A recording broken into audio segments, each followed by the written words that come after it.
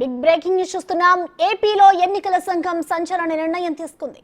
AP డీజీపీపై EC వేటు పడింది. ఆయన్ను తక్షణమే విధుల నుంచి తప్పిస్తూ ఈసీ ఆదేశాలు జారీ చేసింది.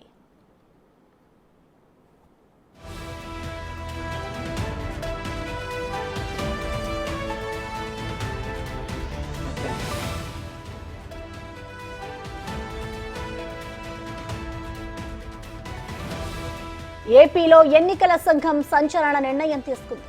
ఏపీ డీజీపీపై ఈసీ వేటు పడింది. ఆయన్ను తక్షణమే విధుల నుంచి తప్పిస్తూ ఈసీ ఆదేశాలు జారీ చేసింది.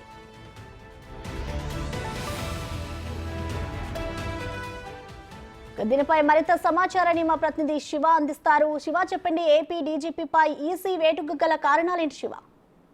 ప్రస్తుతం మొత్తం మీద చూసుకుంటే ఆంధ్రప్రదేశ్ లో గత కొంతకాలంగా కూడా ఏపీ డీజీపీ రాజధాని అనేటువంటి వ్యవహార శైలి పూర్తిగా విభిన్నంగా ఉంది. ఏదైతే చంద్రబాబు అలాగే టీడీపీ నేతలపై పెట్టిన కేసులు వివరాలు ఇవ్వడంలో కానీ, అలాగే ఎన్నికల విధులకు సంబంధించి చాలా జిల్లాల్లో పోలీసులకు సంబంధించి ఎస్పీలు అధికార పార్టీకి పూర్తి స్థాయిలో తొత్తులుగా వ్యవహరించడం తదితర అంశాలకు సంబంధించి చేస్తున్న పరిస్థితి కనిపిస్తుంది. ఈ నేపథ్యంలో గత 2 నెలల కాలంగా కూడా డీజీపీపై అనేక ఫిర్యాదులు ప్రతిపక్షాలు చేస్తున్న పరిస్థితి కనిపిస్తా ఉంది.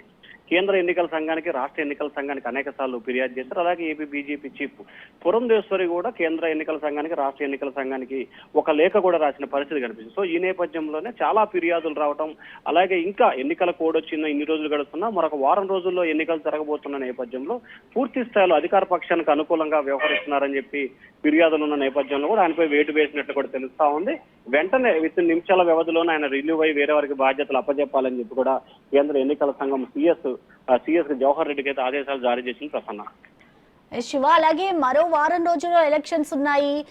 ఇటు చూసుకుంటే ఇటు కొంతమందిని కూడా ఏపీ ప్రభుత్వం బదిలీ చేస్తుంది. మరోవైపు ఇటు డీజీపీపై కూడా ఈసీ వేటు వేసింది. సో దీన్ని ఏ విధంగా చూడాలంటారు ఎలక్షన్ టైంలో ఈ విధంగా చేయడాన్ని?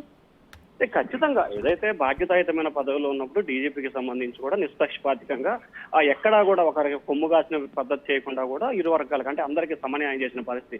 కానీ ప్రస్తుతం డీజీపీకి సంబంధించి కూడా ముఖ్యమంత్రి సొంత జిల్లాతో పాటు ఆయనకంటే పలువురు సీనియర్లు ఉన్నప్పటికీ ఇంకా ఆయన్నే డీజీపీగా ఇన్ఛార్జ్ డీజీపీగా దాదాపుగా 3 సంవత్సరాల పైగా కూడా కొనసాగించారు. ఆయన పూర్తి స్థాయిలో వైఎస్ఆర్సీపీకి అనుకూలంగా వ్యవహరిస్తున్నారని చెప్పి ఫిర్యాదులు రావడం, ఇప్పటికే అనేకమైన ఫిర్యాదులు వస్తున్నా కానీ ఇంకా డీజీపీ విషయంలో ఎందుకు జాప్యం జరుగుతుందని చెప్పి వరుసన ఫిర్యాదులు చేశారు. ఈ రోజు కేంద్ర హోంశాఖ మంత్రి అమిత్ షా రాష్ట్రంలో పర్యటించారు. పర్యటన ముగిసిన తర్వాత కూడా చంద్రబాబు, అమిత్ షా కూడా ప్రత్యేకంగా 5 నిమిషాలు భేటీనట్టు తెలుస్తా ఉంది. ఇంకా కొందరు అధికారులు డీజీపీ సూచనల మేరకు కూడా విధులు నిర్వహిస్తున్నారు.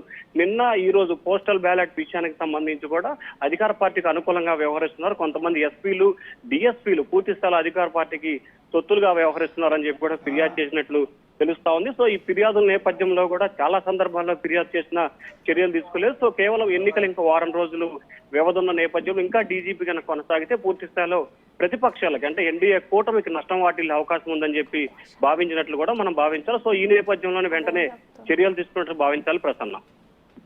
Right, thank you Shiva.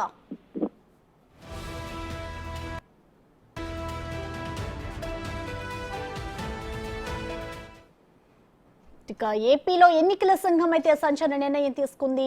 AP డీజీపీపై EC వేటు పడింది. ఆయన్ను తక్షణమే విధుల నుంచి తప్పిస్తూ ఈసీ అయితే ఆదేశాలు జారీ చేసింది. దీనికి సంబంధించిన కంప్లీట్ డీటెయిల్స్ మా ఇన్పుట్ ఎడిటర్ పవన్ లైవ్ ద్వారా అందిస్తారు. పవన్,